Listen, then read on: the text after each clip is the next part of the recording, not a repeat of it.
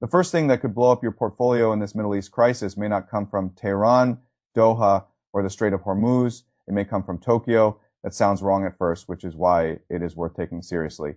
Most people are still watching the obvious screen. They are watching crude, tankers, military headlines, refinery risk, shipping maps, and whatever new threat is being thrown across the Gulf. They see oil jump and think they understand the danger. They do not. Oil is the visible story. Japan is the transmission system. And if you miss that, you miss the part that can reach straight into the US bond market. Let me show you the structure. The Middle East shock everyone is focused on begins with oil, but it does not end there.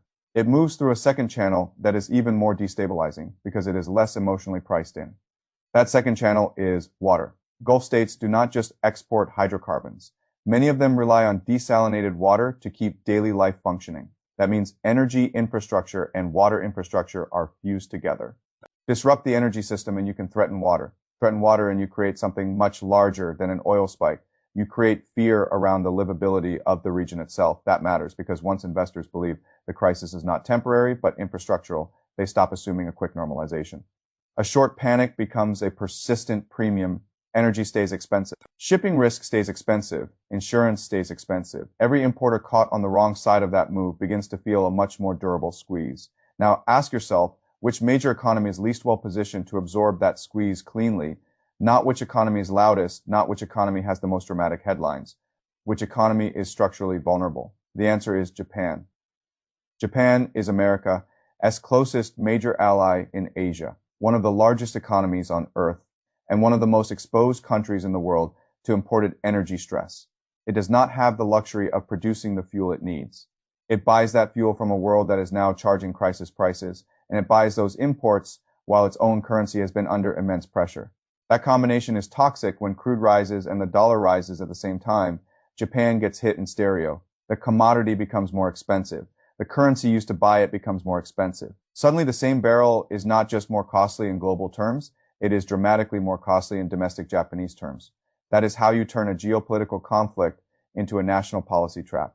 This is the point where many commentators say something simple. If the yen is weak, Japan can just raise rates.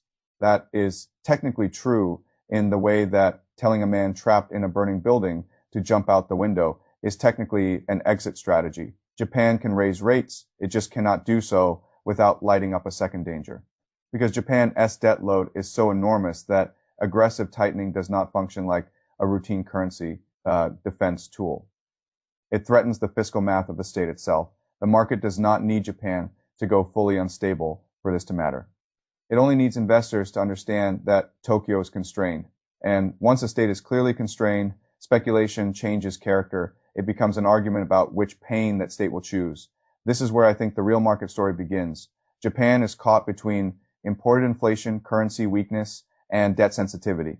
It cannot let the yen slide forever. It cannot slam on the rate, hike brakes without consequences. It cannot calmly wait while energy stress keeps compounding. At some point, it has to reach for something.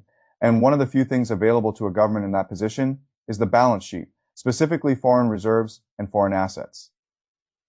Specifically, U.S. Treasuries. That is where the Middle East story mutates into an American story. Japan is not a minor holder. Japan sits on an enormous stockpile of treasuries, the largest foreign holding in the world. That means the crisis pathway is not hypothetical. There is a direct transmission line from a Gulf shock to Japanese stress to U.S. bond market pressure. That is the line almost nobody on mainstream television wants to walk all the way to the end. They stop at oil because oil is easy to dramatize. They stop at inflation because inflation is familiar. They stop at recession odds because that sounds responsible. But the deeper structural danger is that America's own alliance network can become the mechanism by which foreign stress is pushed directly into the pricing of American debt. I call this the ally inversion. Normally, people think of allies as buffers, shared institutions, shared security, shared confidence in a calm world. That is often true in a stressed world. Allies can become conduits. The closer the financial ties, the faster the shock can travel. And Japan is tied to the United States at exactly the point where things matter most. Not just trade, not just diplomacy, debt.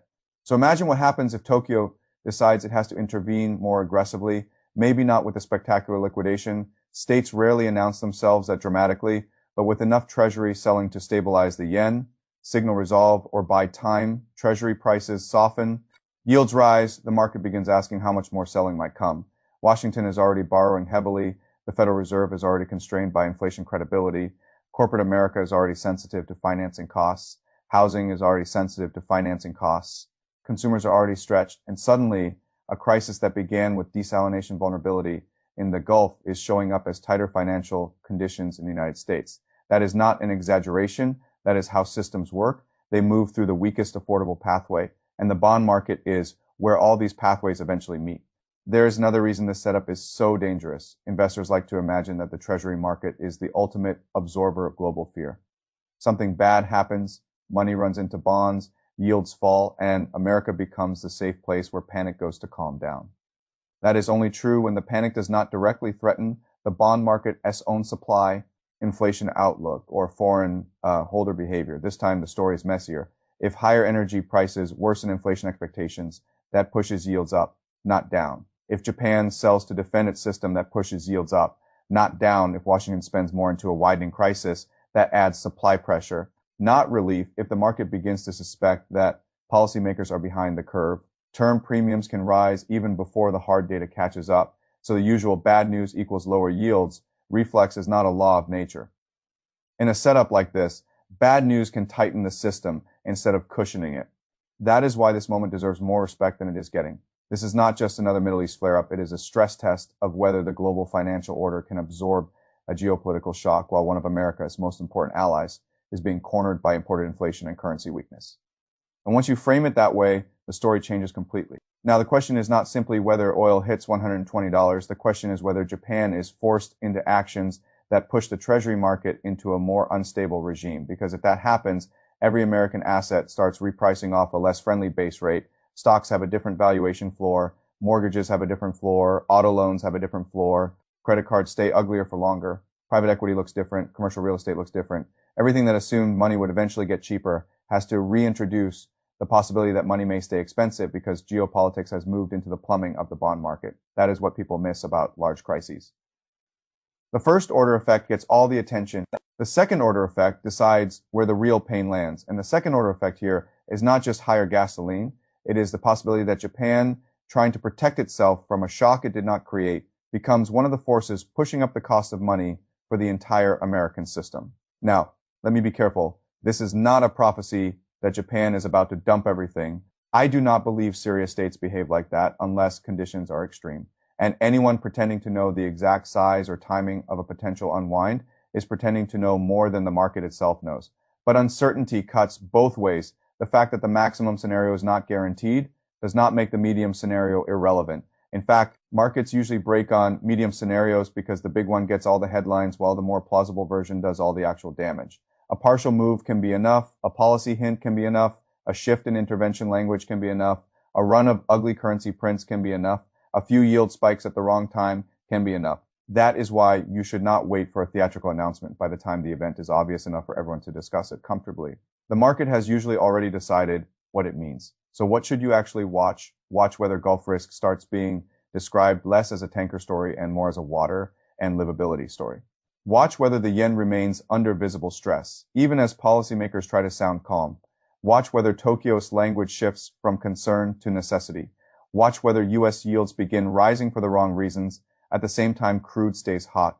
And above all, watch whether markets start behaving as if the safe haven center is itself becoming part of the problem. That is the tell, because once the Treasury market stops feeling like a shelter and starts feeling like a transmission channel, you are in a very different kind of crisis. That is the world this conflict is edging toward. A world where the most important thing to watch in the Gulf is not only the oil tanker, a world where the most important official to watch may not be in Washington or Tehran, but in Tokyo, a world where the first big break inside the American financial system comes not from an enemy attack, but from an ally trying to save itself. And that is why I keep coming back to the same conclusion. The headline is the Middle East, the deeper story is Japan. And the final destination of that story, if the pressure keeps building, is the price of money in the United States, not later, not in theory, right? Through the Treasury market, where global stress eventually becomes personal.